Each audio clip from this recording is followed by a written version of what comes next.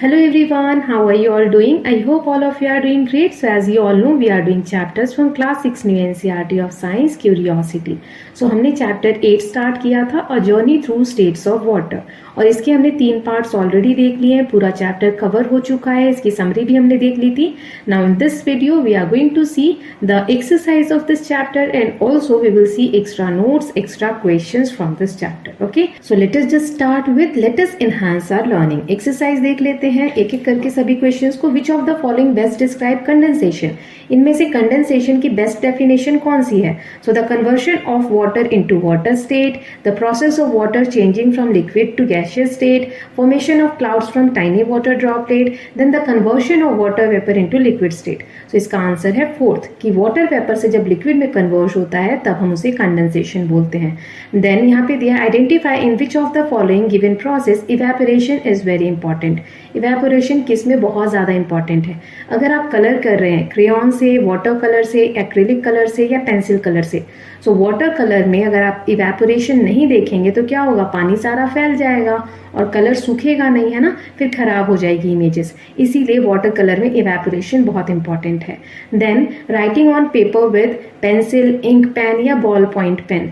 सो ink pen से आप लिखते हैं तो इंक गीली होती है, उसका इवेपोरेट होकर सूखना बहुत जरूरी है. Okay, then third question is we see green coloured plastic grass at many places these days. Space around natural grass feels cooler than space around the plastic grass.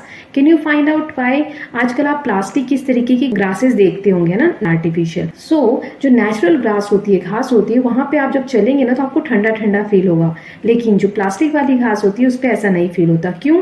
So natural grass allows evaporation which cools the surrounding air unlike plastic grass. जो natural grass होती है ना वो evaporation allow करती है, जिसकी वजह से आसपास का जो एयर है वो ठंडा आपको एहसास देता है. The next question is give examples of liquids other than water which evaporate. ऐसे लिक्विड के आपको एग्जांपल देने हैं वाटर के अलावा जो इवेपोरेट होते हैं, मतलब भाप बनते हैं. तो जैसे परफ्यूम है, सैनिटाइजर है, राइट. तो ये कुछ एग्जांपल्स हो गए.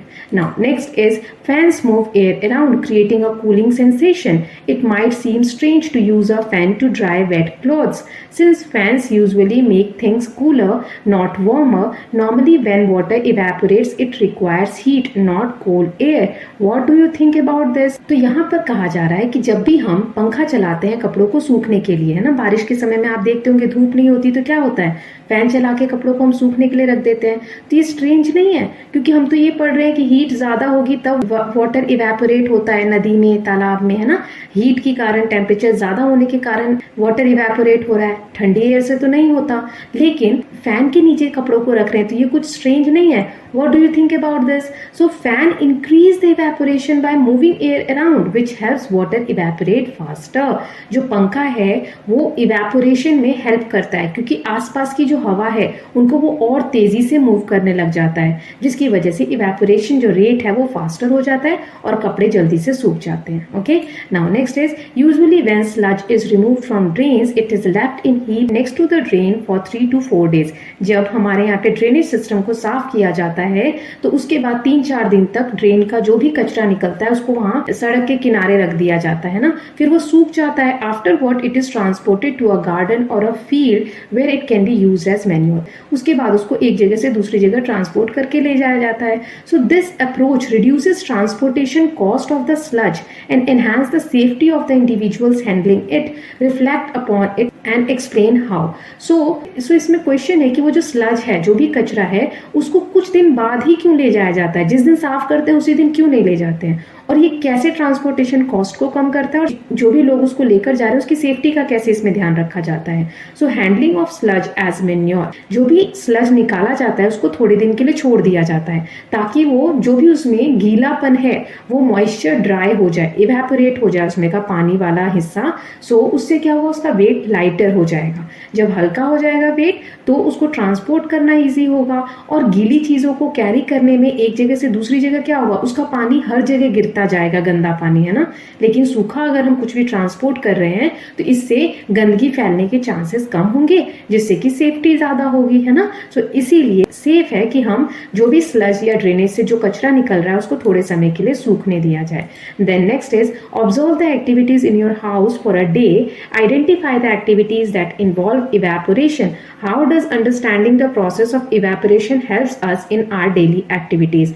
आपके घर में ऐसी जो भी एक्टिविटीज होती हैं जिसमें इवेपोरेशन इन्वॉल्व है उसके बारे में आपको बताना है। ओके, सो इसका आंसर है हाउस होल्ड इवेपोरेशन एग्जाम्पल। इसके एग्जाम्पल है cooking, boiling water, drawing floors and drawing dishes.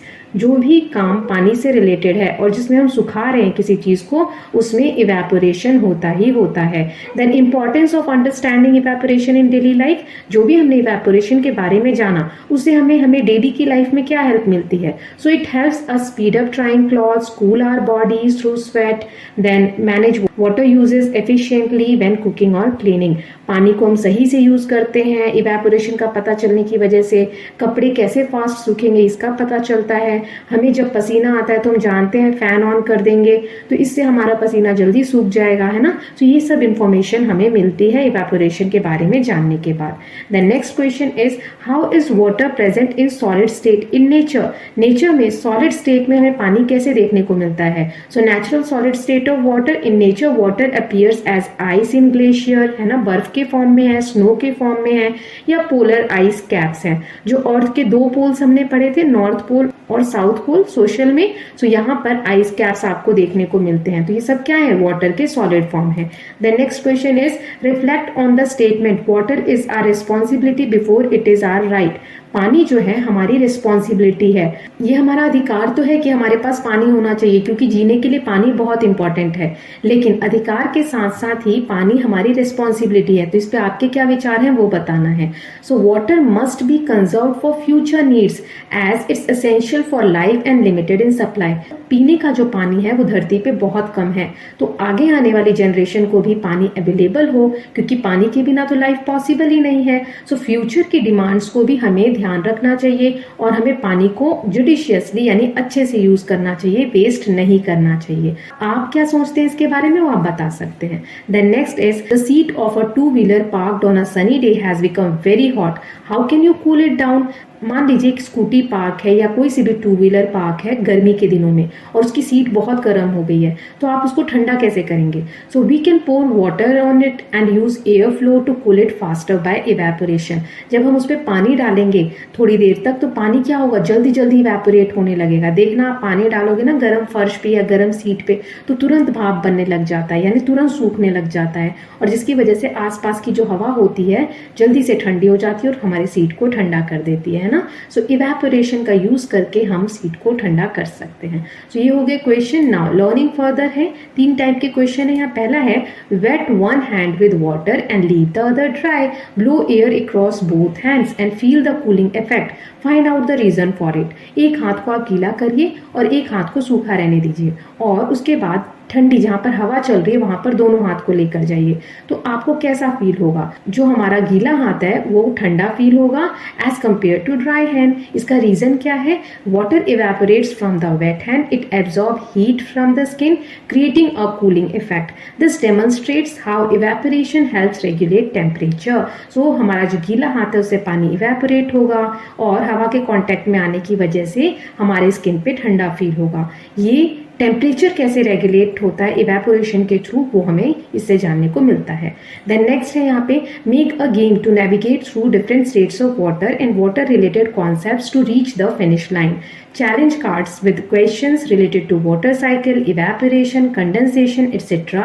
can be some game elements. आपको गेम के थ्रू जो भी हमने स्टेट्स ऑफ वाटर पढ़े, कंडेंसेशन, इवेपोरेशन, प्रेसिपिटेशन या रेनफॉल, है ना, तो इनके बारे में कुछ क्वेश्चंस क्रिएट करने हैं कार्ड्स के थ्रू। आप बच्चों से क्वेश्चंस पूछेंगे आपस में ग्रुप्स में और जो भी बताते जाएगा वो नेक्स्ट स्टेज पे पहुंचते जाएगा। तो ऐसे आप चैलेंजेस कार्ड बना सकते हैं जिसमें क्वेश्चंस होंगे वाटर साइकिल के स्टेजेस से रिलेटेड, जैसे इवेपोरेशन, कंडेंसेशन।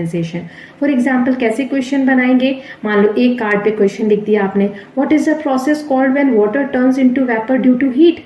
गर्मी की वजह से जब पानी वेपर में बदल जाता है तो उस प्रोसेस को हम क्या बोलते हैं, इवेपोरेशन। अगर ये आंसर दे दिया बच्चे ने मतलब वो जीत गया। एक और क्वेश्चन क्वेश्चन में बता देती हूँ, during which process does water vapour turn back into liquid form in cloud? So condensation इसका आंसर है ना। सो ऐसे आप गेम खेल सकते हैं। नाउ नेक्स्ट वाला क्वेश्चन तो प्रैक्टिकल है, discuss with your teacher and act out the stages of water cycle through a role playing activity in your school assembly.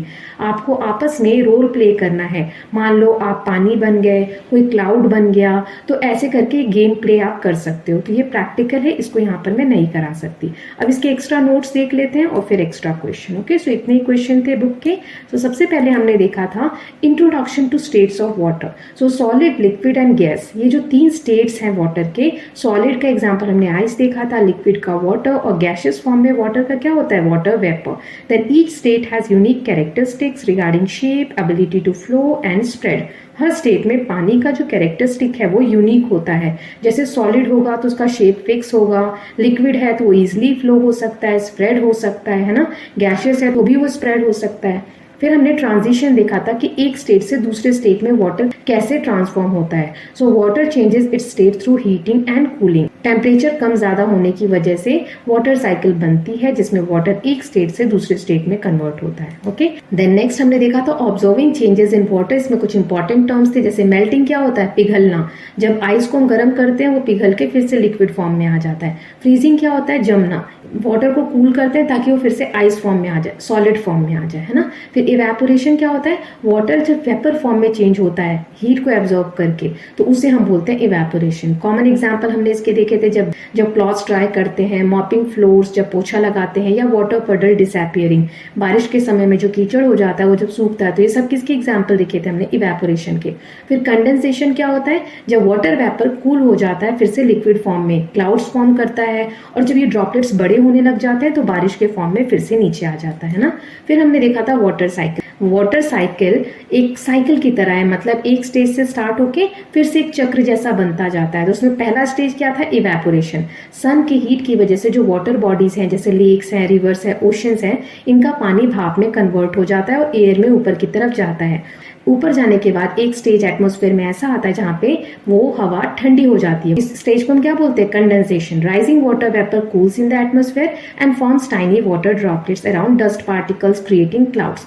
Then precipitation यानी रेनफॉल भी होता है, इसका मतलब है ना, जब ड्रॉपलेट्स जो है वाटर ड्रॉपलेट्स ऊपर कंबाइन होकर हैवी हो जाती हैं तो रेन, हेल या स्नो के फॉर्म में नीचे फिर से रिवर, लेक्स या ग्राउंड वाटर में मिलती हैं। उसके बाद ये पानी कलेक्ट होता है रिवर्स में, लेक्स में, ओशन में या ग्राउंड वाटर के फॉर्म में, और इस तरीके से फिर वो पानी इवेपोरेट होता है, फिर से कंडेंसेशन, प्रेसिपिटेशन, कलेक्शन। तो ये सारे जो साइकिल है ये चलते रहते हैं, इसीलिए इसको हम वाटर साइकिल बोलते हैं। ओके, नाउ नेक्स्ट हमने देखा था फैक्टर्स इन्फ्लुएंसिंग इवेपोरेशन। इवेपोरेशन होने के कुछ फैक्टर्स हैं, मतलब किन चीजों की वजह से इवेपोरेशन फास्टर होगा, किन चीजों की वजह से स्लोअर होगा। तो हमने देखा था पहला है टेम्परेचर। हायर टेम्परेचर में इवेपोरेशन इंक्रीज होगी स्पीड उसकी, है ना, कपड़े जल्दी सूखेंगे। सरफेस एरिया, ज्यादा सरफेस एरिया दिख रहा होगा तो इवेपोरेशन फास्टर होगा। हमने प्लेट और बॉटल की कैप का एग्जाम्पल देखा था। फिर एयर फ्लो की हवा तेज चल रही होगी तो इवेपोरेशन एक्सेलरेट होगा, मतलब फास्ट होगा। जैसे फैन हम ऑन करते हैं, हवा तेज होती है तो पोछा लगाते जाते हैं और पानी सूखता जाता है। फिर ह्यूमिडिटी, अगर हाई ह्यूमिडिटी होगी, एयर में जो वाटर वेपर की मात्रा है वो ज्यादा होगी तो इवेपोरेशन का रेट कैसा होगा? स्लो होगा। ये मैंने आपको समझाया था पार्ट 2 में कि हवा में पहले ही बहुत ज्यादा वाटर वेपर है तो और पानी इवेपोरेट जल्दी कैसे होगा, है ना। सो ड्राई एयर अगर होगी तो फिर इवेपोरेशन फास्टर होगा, है ना। ह्यूमिडिटी अगर ज्यादा है तो इवेपोरेशन स्लो होगा। Then practical applications of evaporation, ये हमने देखा था कूलिंग इफेक्ट, मटका का एग्जांपल देखा था। प्रैक्टिकली कैसे इवेपोरेशन का हम यूज कर सकते हैं ना। सो मटके में पानी रख रहे हैं वो भी इवेपोरेशन है। सैनिटाइजर को आप हैंड पे रब कर रहे हो वो भी इवेपोरेशन की वजह से हमें कूल सेंसेशन देता है। फिर डेली एक्टिविटीज में हमें बहुत हेल्प मिलती है, हमें पता चलता है कपड़े जल्दी सूखेंगे। फैन अगर ऑन कर दो तो मॉपिंग अगर आपने की है तो फ्लोर जल्दी सूख जाएगा, है ना। सो ये कुछ उसके डेली लाइफ में यूजेस हैं। फिर हमने कूलिंग इफेक्ट में पढ़ा था अर्दन पॉट्स का एग्जांपल कि वाटर सीप होता है मटके से बाहर, जिसकी वजह से इवेपोरेशन होता है और एयर के कांटेक्ट में आके हमें ठंडा पानी उससे पीने को मिलता है। इसके डेली यूजेस क्या है इवेपोरेशन के? ये हेल्प करता है हमें, जैसे अगर पसीना आ रहा है तो पंखे में बैठ जाओ तो हमें थोड़ा सा ठंडा फील होता है, या छत या फर्श गर्म है गर्मी के दिनों में तो हम पानी स्प्रिंकल करते हैं तो वो भी क्या होता है, एक हमें कूलिंग इफेक्ट प्रोवाइड करता है। Okay, then we learn about the types of precipitation. ये जो बारिश हो रही है, वेदर फिनोमिना के बारे में पढ़ा हमने, थोड़ा सा जाना था, उसको मैं यहाँ पे एक्सप्लेन कर देती हूँ। हेल और स्नो क्या है कि बारिश का ही फॉर्म है। जब ओले के फॉर्म में या बर्फ के फॉर्म में बारिश होती है तो उसको हम हेल या स्नो बोलते हैं, है ना। फिर ह्यूमिडिटी क्या होती है? Humidity affects how quickly evaporation happen. कितनी फास्ट इवेपोरेशन होगा वो ह्यूमिडिटी से पता चलता है। अगर ह्यूमिडिटी ज्यादा है जैसे बारिश के दिनों में तो उस वक्त इवेपोरेशन कम होगा। ये अभी मैंने आपको समझाया। ह्यूमिडिटी के केस में अगर ह्यूमिडिटी ज्यादा है तो इवेपोरेशन का रेट कम होगा। फिर हमने लास्ट में देखा था कंजर्वेशन ऑफ वाटर। वाटर जो है एक रिस्पॉन्सिबिलिटी है हमारी, राइट तो है ही, हमारा अधिकार तो है ही कि पीने का पानी हमारे पास होना चाहिए, उससे भी ज्यादा ही हमारी रिस्पॉन्सिबिलिटी है क्योंकि पीने का पानी लिमिटेड है तो आगे आने वाली जनरेशन के लिए पानी बचा कर रखना है और पॉपुलेशन भी बढ़ रही है, राइट। तो पानी की डिमांड बढ़ रही है, इसीलिए वाटर कंजर्वेशन बहुत जरूरी है। और हमने ये भी पढ़ा था कि इसके बारे में हम चैप्टर 11 में और डिटेल में पढ़ेंगे। फिर हमने लास्ट में वाटर साइकिल एंड सस्टेनेबिलिटी के बारे में पढ़ा था कि water cycle naturally recycle water, ये वाटर को रिसाइकल करते रहता है। पानी पहले भाप बन के ऊपर जाता है, फिर नीचे आता है बारिश के फॉर्म में, फिर कलेक्ट होता है, फिर ऊपर जाता है। तो एक साइकिल है जिसकी वजह से लाइफ सस्टेन कर पाती है अर्थ पे, राइट। ओके, तो ये एक्स्ट्रा नोट्स मैंने बताए। अब इसके एक्स्ट्रा क्वेश्चंस देख लेते हैं। तो पहले ऑब्जेक्टिव क्वेश्चन देखते हैं। पहला है which process involves water changing from liquid to gas. Liquid से गैस किस में होता है? कंडेंसेशन, फ्रीजिंग, इवेपोरेशन या मेल्टिंग? इवेपोरेशन। फिर which factor speeds up the evaporation.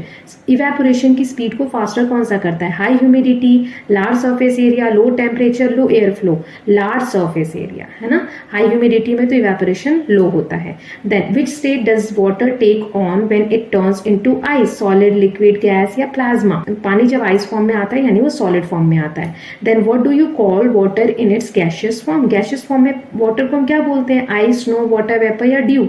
Water vapour बोलते हैं, right. Then next is condensation mainly occurs when water vapour contact high temperature, hot surface, cold surface या air? Cold surface के contact में जब water vapour आता है तब condensation होता है। Then which tool helps increase evaporation indoor? घर में इवेपोरेशन का रेट फास्ट हो इसके लिए हम क्या यूज करते हैं? फैन, लाइट, रेफ्रिजरेटर या हीटर? फैन यूज करते हैं ना, वो विंड की स्पीड को बढ़ा देता है। Then what is the name of the cycle that involves the movement of water? Life cycle, water cycle, nitrogen cycle या oxygen cycle? Water cycle. Then which state of water does not have a fixed shape? इसमें से कौन सा form है water का या state है जिसमें शेप जो है फिक्स नहीं होती? आइस, लिक्विड, सॉलिड या फ्रोजन वाटर? लिक्विड में जो शेप है वो फिक्स नहीं होती, आइस का फिक्स शेप होता है, सॉलिड का भी फिक्स शेप होता है ना। Then evaporation lead to a cooling effect because it absorb heat, release heat, forms ice, none of these. It absorb heat. Evaporation से हमें cooling effect होता है। क्यों? क्योंकि ये heat को absorb कर लेता है और जिसकी वजह से जो आसपास की air है वो ठंडी हो जाती है, right? अब कुछ fill in the blanks देख लेते हैं। Water in its solid form is known as ice. Then process by which water turns into vapor is called evaporation. Then when water vapor cools down and changes back into liquid, this process is called condensation. Then dash is the process of liquid changing into solid, freezing. Then ice can be melted by providing heat. Then water turning into droplet on a cold surface is due to condensation. ये सारे definition है, आपको किसी भी form में आ सकते हैं, ये याद रखने हैं आपको। Then the cycle that involves the movement of water between earth and atmosphere is called water cycle. Then condensation of water vapour in atmosphere can lead to rain. Then the state of water as vapour in the air is called water vapour. Then cooling occurs when dash takes place from a surface. Evaporation होता है तब cooling feel होती है। Then solid, liquid and gas are 3 states of water. Okay, अब short questions कुछ देख लेते हैं। सो पहला है what is evaporation? So evaporation is the process by which liquid water turns into vapour due to increase temperature और air flow. Then what does condensation form? Condensation से क्या होता है? It forms clouds when water vapour cools and turn back into tiny water droplet. Then why does a fan dry clothes faster? क्योंकि ये air flow को increase करता है विच moves humid air away, speeding up the evaporation. Then what happens to water on sunny day? जिस दिन धूप होती है उस दिन पानी पे क्या असर होता है? So on sunny days, water evaporates faster due to higher temperature and sunlight. Okay, then next is what is cooling effect? ये cooling effect क्या है? So it happens when heat is absorbed during evaporation, making surrounding surface feel cooler. Then why does natural grass feel cooler? जो natural grass है, घास है, वो ठंडी क्यों feel होती है? Because natural grass cools the air through evaporation, unlike plastic grass, which cannot evaporate water. Okay, then how does rain, बारिश कैसे बनती है या कैसे होती है? So rain forms when condensed water droplets in cloud grow large and heavy then fall on the ground. Then what causes evaporation to slow down? High humidity या फिर लैक ऑफ एयर फ्लो है, हवा नहीं चल रही है, humidity यानी उमस ज्यादा है, तो वो इवेपोरेशन के रेट को क्या कर देती है? स्लो कर देती है. Then next is why is water cycle important? Water cycle क्यों इंपॉर्टेंट है? क्योंकि through evaporation, condensation and precipitation, ये सारे स्टेप्स हैं वाटर साइकिल के, इससे लाइफ जो है वो अर्थ पे सपोर्ट होती है या सस्टेन होती है.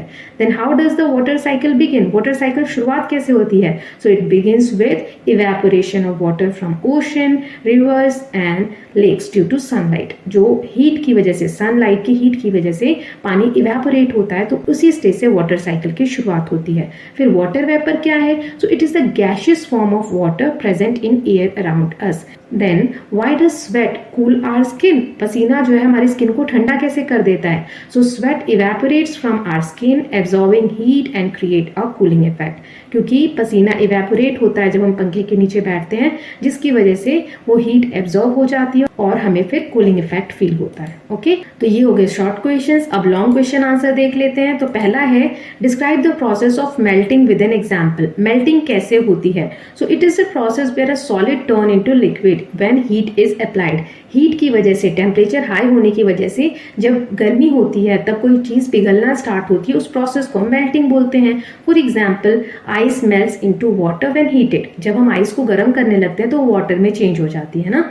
सो ये होता है एक एग्जाम्पल मेल्टिंग का. Then explain the process of evaporation and its effect on the surrounding. Evaporation का आपको प्रोसेस बताना है और सराउंडिंग में आसपास कैसा असर होता है इवेपोरेशन का वो बताना है. So it is the process where water changes from liquid to gas, then water evaporates, it absorbs heat from its surrounding, creating a cooling effect. This is why wet surface feels cooler as water evaporates. Okay, then next question is what role does the sun play in the water cycle?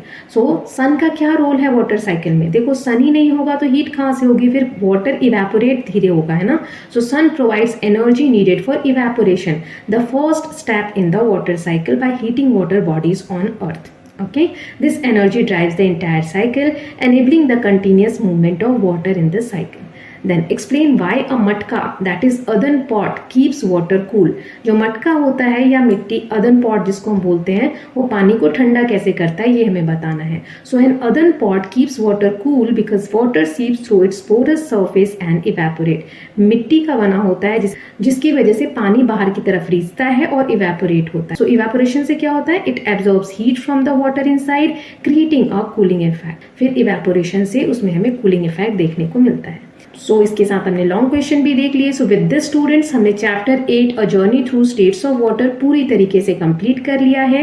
ये इसका last part था, fourth part. Okay, so I hope आपको ये chapter अच्छे से समझ में आया होगा. सो इस चैप्टर को हमने पूरे अच्छे से डिटेल में समझा, उसके बाद कीवर्ड्स देखे, फिर एक्सरसाइज देखी, बुक की समरी देखी, एक्स्ट्रा नोट्स देखे, फिर एक्स्ट्रा क्वेश्चंस देखे. सो सभी वीडियोस को एक बार फिर से रिवाइज करिएगा ताकि चैप्टर अच्छे से समझ में आए. So with this students we are done with 8 chapters. अभी तक हमने 8 चैप्टर्स कर लिए हैं और 11th चैप्टर का भी एक पार्ट हमने कवर कर रखा है. Okay, so I hope all of you are watching those videos. If you are not doing so please go through the links given in the description box. I hope you like this video. If you do so, please like and share it, and don't forget to subscribe Kalyan TV channel for more such videos. Thank you so much.